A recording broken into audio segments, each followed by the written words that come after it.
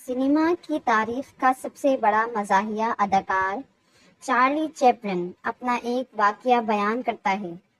بچپن میں ایک بار میں اپنے والد کے ساتھ سرکس کا شو دیکھنے گیا۔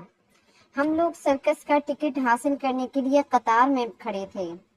ہم سے آگے ایک فیملی تھی جس میں 6 بچے اور ان کے والدین تھے۔ یہ لوگ دیکھنے میں خستہ حال تھے۔ ان کے بدن پر پرانے مگر صاف ستھرے کپڑے تھے۔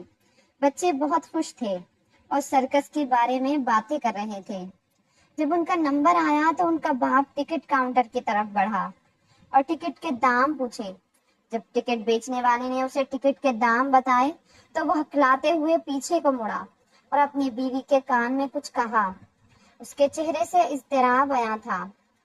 تبھی میں نے اپنے والد کو دیکھا کہ انہوں نے اپنی جیب سے $20 کا نوٹ نکالا اور اسے زمین پر پھینکا، پھر جھک کر اسے اٹھایا اور اس شخص کے کندھے پر ہاتھ رکھتے ہوئے کہا، جناب آپ کے پیسے گر گئے ہیں، لے لیں۔ اشک آلود آنکھوں سے اس شخص نے میرے والد کو دیکھا اور کہا، شکریہ محترم۔ جب وہ فیملی اندر داخل ہو گئی تو میرے والد نے میرا ہاتھ پکڑ کر قطار سے باہر کھینچ لیا اور ہم واپس آ گئے، کیونکہ میرے والد کے پاس وہی $20 تھے جو انہوں نے اس شخص کو دیے۔ اس دن سے مجھے اپنے والد پر فخر ہے۔